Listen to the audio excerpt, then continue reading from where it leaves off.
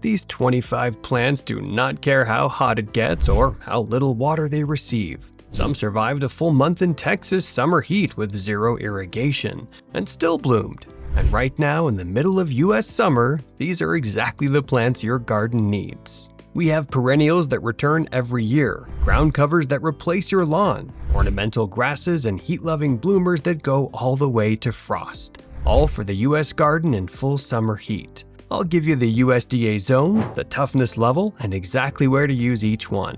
Number 7 is the one most people plant wrong, and number 25 is the one I would put in my garden first. So be sure to stick with me all the way through to the end. And if you want a garden that takes care of itself, subscribe. We post simple plant guides for US and UK gardeners every single week. Let's start with a plant that proves drought tolerance and beauty are not a trade-off. Lavender is one of the most drought-resistant flowering plants you can grow in the US. Once it is established, which takes about one growing season, it asks for almost nothing. Full sun, dry to medium soil, excellent drainage, and very little water. It thrives across zones 5 through 8, covering most of the continental US. The fragrance keeps deer away, it attracts pollinators all season, and it looks stunning along a dry border, in a rock garden, or beside a driveway where nothing else survives. And the next plant on this list blooms from June all the way through October, without a single drop of extra water. Black-eyed Susan is a US native wildflower that has been handling drought and heat for thousands of years, without any human help. It blooms from June through October in that iconic golden yellow with a dark chocolate center. It's cold-hardy to zone 3 and heat-tolerant to zone 9, which means it covers almost the entire country. It thrives in poor, dry soil where better-looking plants collapse. Self-seeds gently so one plant becomes a colony, and needs no deadheading and no watering once established. Pure summer color for months, completely hands-off. Now the next one is a plant that genuinely does not need watering, ever. If you want a plant that genuinely does not need watering once it is in the ground, agave is your answer. It stores water directly in those thick, fleshy leaves and can survive months, sometimes over a year without rainfall or irrigation. Some varieties are cold-hardy down to zone 5, meaning they handle hard Midwest winters just as well as Arizona summers. In the landscape, agave is a living sculpture. It makes a bold statement in a dry border, a gravel garden, or a large container on a sunny patio. Full sun, excellent drainage, and then leave it completely alone. Blanket flower actually performs better in poor dry soil than in rich moist garden beds. Too much water makes it floppy and short-lived. Give it dry, sandy, well-drained soil and full sun and it becomes a non-stop blooming machine from late spring until frost, in deep red, orange, and yellow patterns that look almost like flames. It's perennial from zone 3 through 10, which covers virtually the entire US, and it is one of the most deer-resistant flowering plants you can grow. This one genuinely rewards neglect. The less you do, the better it looks. Russian sage is the plant that makes even experienced gardeners stop and stare. In mid to late summer, it produces tall, airy wands of lavender blue flowers above silvery gray stems that catch the light in a way almost nothing else does. It is fully drought tolerant once established, cold-hardy to zone 4, and thrives in the dry heat of the American West, as well as the humid summers of the Southeast as long as drainage is good. It blooms from July right through September and pairs perfectly with everything: yellow rudbeckia, red Gaillardia, white coneflower. Cut it back hard in early spring and it comes back bigger every single year. Quick note, if you're building a low water garden, hit subscribe so you never miss our weekly plant guides. Let's keep going. Purple coneflower is a US prairie native that evolved to survive exactly the kind of heat and drought that kills garden center annuals. It's perennial from zones 3 to 9, blooms from June through September, and if you leave the seed head standing through winter, goldfinches will flock to your garden every day. It thrives in full sun and dry to medium soil. Rich, wet soil actually reduces its drought tolerance over time. One of the most reliable, most beautiful American natives you can plant, and it gets better every year. Here's the one most people get wrong.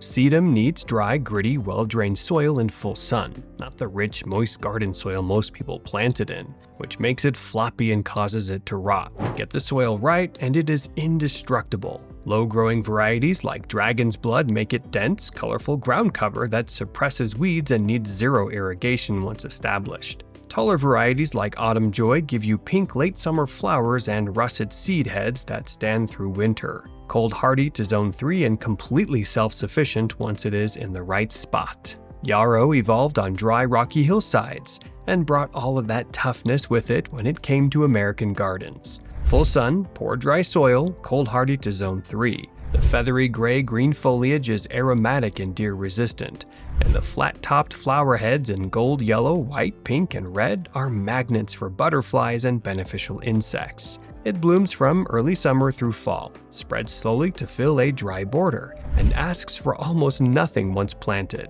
If you have a hot, dry, difficult slope where nothing survives, plant Yarrow first. Ornamental grasses give you something flowers cannot: movement. Karl Forester feather reed grass shoots straight up 6 feet with feathery plumes that sway in the slightest breeze. Blue oatgrass stays low and compact in powder blue mounds. Both are drought tolerant, cold hardy to zone 3, and need almost no maintenance beyond one cutback in late winter. In the heat of a US July when everything else is wilting, these grasses just keep going. Creeping thyme grows only 2 to 3 inches tall, spreads to fill gaps between pavers and stepping stones, and in early summer covers itself completely in tiny pink purple flowers that bring bees from every direction. Cold hardy to zone 4, thrives in full sun and dry rocky soil, and once established needs no supplemental water at all.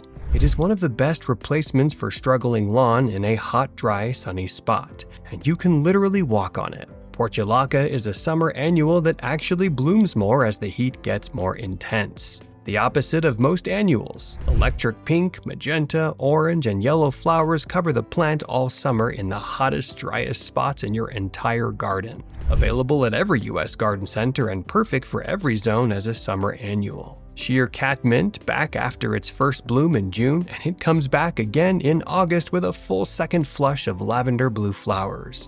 Fully deer-resistant, cold hardy to zone 3, and once established it needs almost no water. One of the most underused perennials in the American drought garden.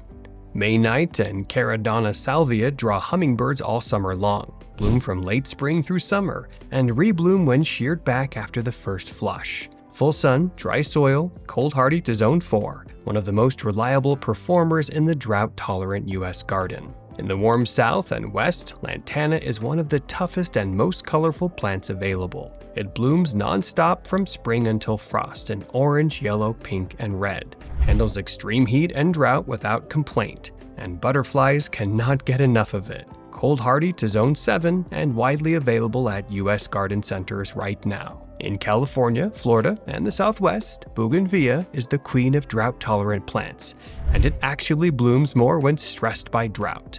Full sun, minimal water, a wall or fence to climb, and the color runs from March through November. If you are in zone 9 or warmer, this belongs in your garden. Perennial Verbena spreads quickly to cover dry, hot slopes and borders in purple, pink, and red. It is one of the best summer-long bloomers for the southern US, thriving in heat and drought that stresses most flowering plants. Plant it once and let it fill the space. Yucca filamentosa, Adam's needle, is cold hardy all the way to zone 4 and drought tolerant to the extreme. It produces dramatic 6-foot flower spikes in midsummer and asks for almost nothing else in return. A true architectural statement plant with near-zero water requirements for nearly the entire US. This is the plant I mentioned at the start. Ice plant survived a full month in Texas summer heat with zero irrigation and still bloomed. It forms a dense mat of vivid magenta, purple, and yellow ground cover that suppresses weeds and needs zero watering once established. Cold hardy to zone 5 and one of the most vivid flowering ground covers available anywhere. Coreopsis is a US native daisy that blooms in bright yellow and gold from June through September